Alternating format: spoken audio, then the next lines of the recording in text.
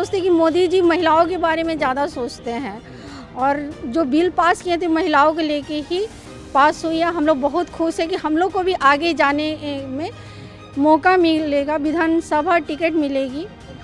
तो जो प्रताड़ित हो रही हैं महिलाएं हमारी, उसके खिलाफ हमको लड़ने की शक्ति मिली है। महिला सशक्तिकरण को और भी मजबूत किया गया है। मैं यही बोलती है कि मेन स्ट्रीम पॉलिटिक्स के लिए फ़ीमेल को रिप्रेजेंटेशन मिलना चाहिए।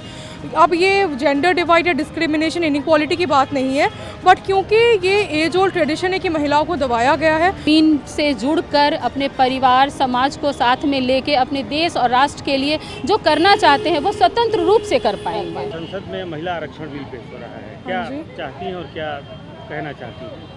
महिला आरक्षण तो ज़रूरी है अगर हम लोग मेन स्ट्रीम पॉलिटिक्स की बात करें, जो अगर हमारा संसद है, पार्लियामेंट हो या जो भी हाउस हो, क्योंकि वहाँ पे मेल डोमिनेंस बहुत ज़्यादा है। उसके अलावा हमारे जो एस्पेक्ट है, इवन जो हमारी फेमिनिस्ट पर्सपेक्टिव है पॉलिटिकल थ्योरी में, वो भी हमें यही बोलती है कि मेन स्ट्रीम पॉलिटिक्स के लिए फ़ीमेल को रिप्रेजेंटेशन मिलना चाहिए।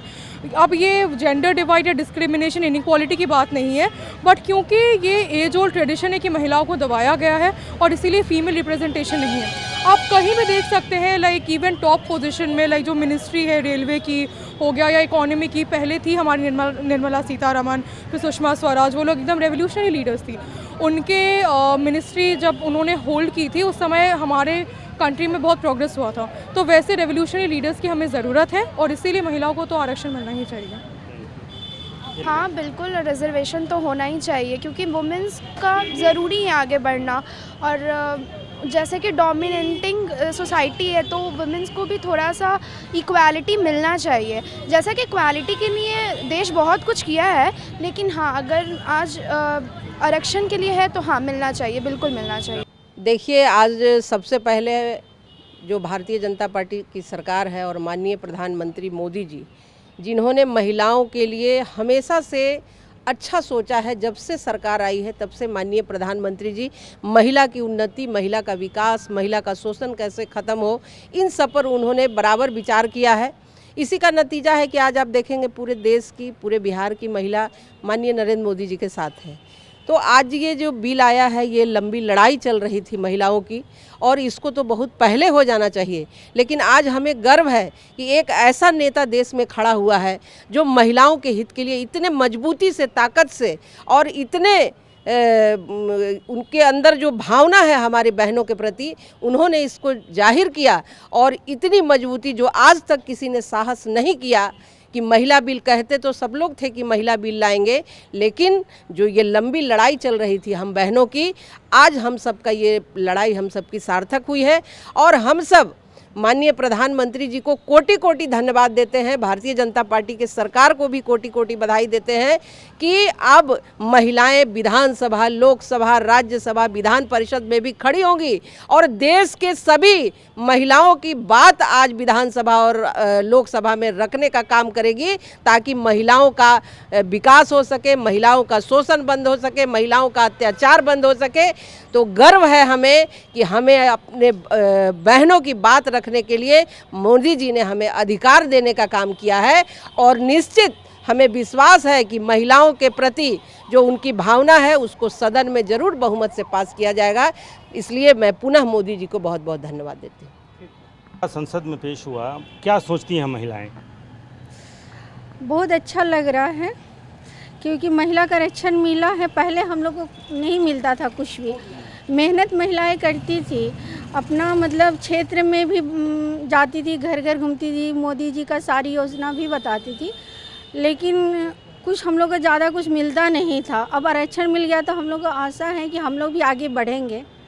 आपको उम्मीद है कि पेश हुआ है, पास भी हो जाएगा? जी हाँ, पूरा विश्वास है, मोदी जी पे पूरा विश्वास है जी। हम लोग बहुत खुश हैं। एक महिला के रूप में आप क्या सोचती हैं? महिला के रूप में हम सोचते हैं कि मोदी जी महिलाओं के बारे में ज़्यादा सोचते हैं और जो बिल पास किए थे महिलाओं को लेके ही पास हुई है। हम लोग बहुत खुश हैं कि हम लोग को भी आगे जाने में मौका मिलेगा, विधानसभा टिकट मिलेगी और लोकसभा भी लड़ने के लिए 33% जो आरक्षण मिल रहा है, इसमें हम लोग भागीदारी रहेगा महिलाओं को। आरक्षण बिल कैबिनेट से पास हुआ, संसद में पेश हुआ, महिलाएं क्या सोचती हैं, आप क्या सोचती हैं? महिला होने के नाते मैं तो सभी महिलाओं का आभार और हृदय से वंदन करती हूँ। महिला होने के नाते मैं यही सोचती हूँ कि ये तो बहुत दिन पहले हो जाना चाहिए था। ये एक पेंडिंग वर्क था जिसको माननीय प्रधानमंत्री जी ने पूरा किया है। लोकसभा में भी ये पूरा करेंगे, ये उन्होंने कमिटमेंट भी किया है। और हम लोगों का तो जनसंख्या 50% का है, फिर भी 33 के लिए बहुत बहुत धन्यवाद मेरे आदरणीय मोदी जी का। और मैं ये कहना चाहूँगी कि ये आरक्षण बिल पास होने से महिलाओं पे जो अत्याचार हो रहा है, बलात्कार हो रहा है, बहुत सी ये हो रही हैं, अत्याचार हो रही हैं, बहुत सी प्रताड़नाएँ हो रही हैं, तो जो प्रताड़ित हो रही हैं महिलाएं हमारी, उसके खिलाफ हमको लड़ने की शक्ति मिली है। महिला सशक्तिकरण को और भी मजबूत किया गया है और इस सशक्तिकरण के साथ हम लोग महिलाओं के लिए अपनी लड़ाई खुद लड़ेंगे, जीतेंगे भी और लोगों को न्याय भी दिलवाएंगे। हम महिलाओं के लिए एक वरदान के रूप में समाज में स्थापित होने का एक मौका मिला है, क्योंकि हम महिलाओं का अभी भी जो स्थिति थी वो दयनीय ही थी, क्योंकि हम लोग पुरुष वर्ग के ऊपर ही आधारित थे।